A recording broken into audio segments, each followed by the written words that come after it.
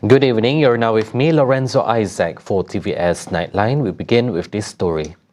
With the launch of the new SARAWAK'S Science Centre, the state government is doubling down on homegrown talent to engineer world-changing technologies. Premier Datuk Peninggi Tan Sri Abang Johari Tun Openg calls the facility a crucial engine for cultivating the scientific mind power needed to drive Sarawak's economy well beyond 2030. Sebab itulah kerajaan membangunkan pusat sains. Kerana kita nak bangunkan melahirkan the new EINSTEIN, the new scientist, namanya Ahmad, namanya Paul, anak Kaveri, yang boleh membantu dalam kita menghadapi cabaran dunia pada hari ini. Abang Johari says Sarawak must leverage its rich biodiversity through science-based approaches to tackle challenges such as climate change, food security and environmental degradation.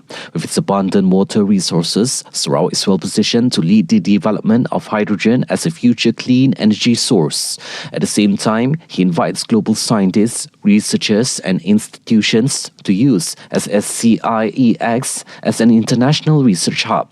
He hopes the Science Centre will become a global collaboration centre for science, technology and innovation that can contribute to the well-being of mankind. Sarawak's public healthcare system is facing an acute shortage of medical officers, with 931 positions remaining vacant as of June 30th this year. Health Minister Dr. Sri Dr. Zulkifli Ahmad says only 2,188 out of 3,119 approved medical officer posts have been filled across the state. Responding to a written query in the Dewan Negara, Dr. Zulkifli noted that the ministry has deployed 575 contract medical officers, bringing the effective workforce to more than 2,760. Overall, Sarawak's public healthcare workforce stands at about 25,600 personnel against 31,400 approved posts, representing an 81% staffing rate. Regarding concerns over these shortages, the Health Minister assures that the government is taking active measures to strengthen the state's medical capabilities. The parliamentary data also reveals 263 vacancies for medical specialists and over 1,200 unfilled nurse positions, alongside additional shortages in pharmacies and assistant medical officer roles.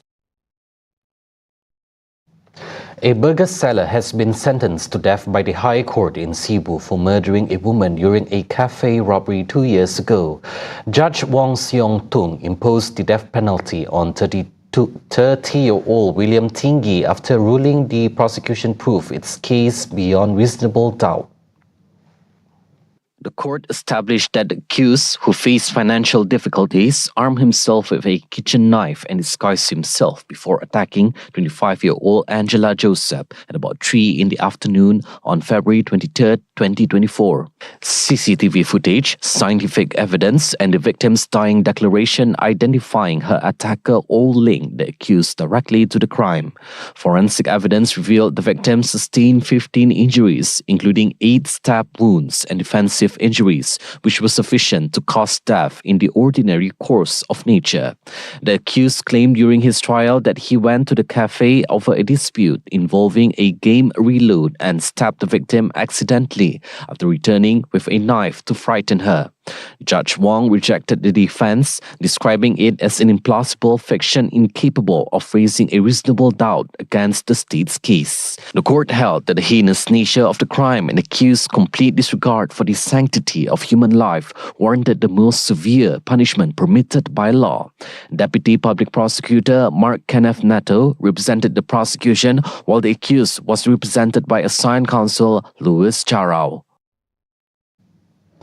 The Malaysian Maritime Enforcement Agency (MMEA) has detained a tugboat off Bintulu for operating without a mandatory anchor during routine patrols yesterday.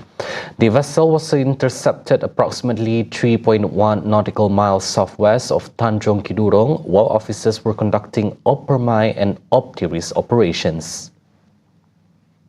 MMEA Bintulu Director Captain Muhammad Sufyan Eldin Abdullah says inspections revealed that the tugboat lacked an anchor, violating Section 300 of the Merchant Shipping Ordinance of 1952. The vessel was manned by 8 crew members, comprising 2 Malaysians, 1 Indonesian, 2 Myanmar nationals, and 3 Indian nationals.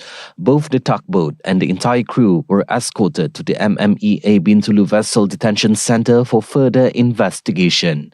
Captain Sufyan stresses that the agency will not compromise on maritime safety regulations.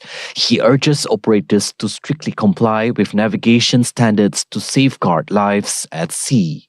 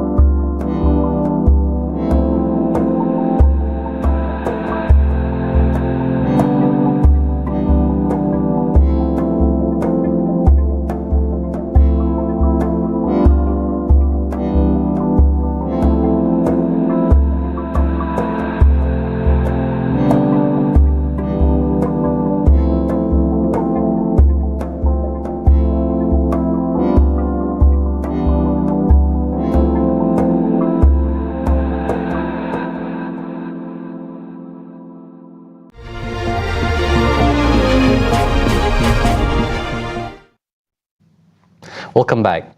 ASEAN requires massive, sustained and structured capital to build solar farms, upgrade grids, install battery storage and upskill workers, as national governments cannot bear this burden alone. Prime Minister Dr. Sri Anwar Ibrahim says achieving this energy transition at this scale would require unprecedented collaboration among the public sector, private investors and project developers to mobilize the financing needed. In his keynote address at the Greater Bay Area and ASEAN Conference on Energy Transition and Integration today, Anwar emphasized that the transition towards clean, renewable energy sources is therefore not just an ecological preference, but a core national security imperative. For many years, fossil fuels resources have powered industrial growth and helped increase living standards for Malaysia and many other countries in the world.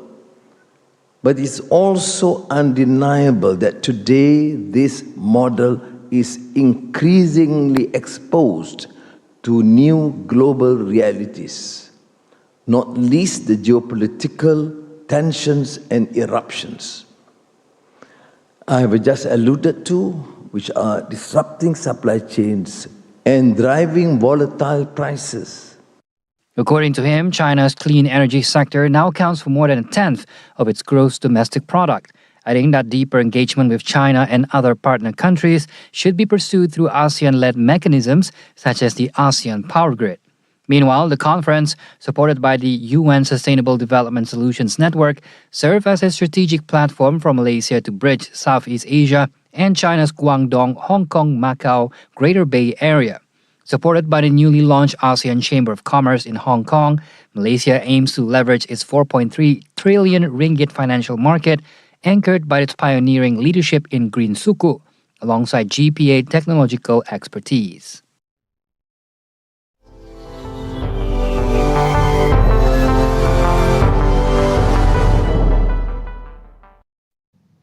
At least 20 members of Iran-aligned groups in Iraq have been killed following joint airstrikes by the United States and Saudi Arabia earlier today. Both countries claim the strikes were carried out in response to attacks on U.S. forces and Saudi oil facilities. In a statement, U.S. Central Command CENTCOM said it had conducted precision strikes with the Saudi Arabian armed forces against Iran-aligned groups in Iraq. The targeted group were allegedly directed by the Islamic Revolutionary Guard Corps to carry out attacks on U.S. forces and Saudi energy infrastructure. Earlier this morning, the U.S. military said it had intercepted multiple missiles launched by Iran, ending a days-long pause in direct hostilities between Washington Washington and Tehran. Meanwhile, Jordan's army said it intercepted 5 Iranian missiles with no immediate reports of damage or casualties. Iran's state broadcaster, citing the IRGC, says the attacks are in response to the U.S. military's aggression and that operations will continue if the U.S. continues to threaten and act maliciously against Iran's interests. 2 years after the International Court of Justice ruled Israel's occupation of the West Bank unlawful, settler violence and territorial expansion have continued to worsen. The UN's Human Rights Office says the increase in attacks by Israeli settlers underscores the need for countries to take concrete action to help end the occupation. A senior UN official warns that building a viable future for Gaza will not be possible if Palestine is pushed to the brink of collapse or if the deterioration situation in the West Bank is left unchecked. Mr. President, members of the Security Council, I'm briefing you today as the situation in the West Bank is rapidly deteriorating, as we have witnessed in the last few days. This is compounding the already alarming conditions across the rest of the occupied Palestinian territory, with a wider escalation increasingly likely unless immediate steps are taken to reverse the course. I urge Israel to take immediate and effective measures to prevent settler violence, protect Palestinian communities, and ensure that all perpetrators are held accountable. Palestinians must unequivocally reject violence and incitement and take all necessary measures to prevent attacks against Israelis. Since last Thursday, 8 Palestinians, including a boy, have been killed in the West Bank, which has been occupied by Israel since 1967. Meanwhile, overnight on Sunday, Palestinian officials said Israeli settlers set fire to 2 mosques following deadly clashes that left 6 people dead earlier in the week. Since the start of Israel's illegal occupation, the West Bank has seen nearly daily attacks by Israeli settlers along with frequent military raids on Palestinian villages. 13 people have been confirmed dead following a 7.1 magnitude earthquake that struck the southwestern prefecture of Kumamoto, Japan on Tuesday. Prime Minister Sanae Takaichi has confirmed the death toll today while also reporting extensive damage, including collapsed buildings, fires and damaged roads. The Tokyo Metropolitan Police says at least 1 helicopter and 8-member disaster response team has been dispatched to assist in the search for missing victims. At least 2 of the victims were killed in a shopping mall following a gas explosion believed to have been triggered by dozens of aftershocks that occurred about half an hour after the quake. The quake registered the highest level on Japan's 7-level seismic intensity scale, making it impossible to remain standing. As of early Wednesday, more than 9,000 people had evacuated and is seeking refuge in shelters, while nearly 37,000 households and facilities remain without power. As of this evening, services on the Kyushu Shinkansen bullet train line remain suspended. Those were the updates on TVS Nightline. I'm Lorenzo Isaac. Thank you for watching and have a good night.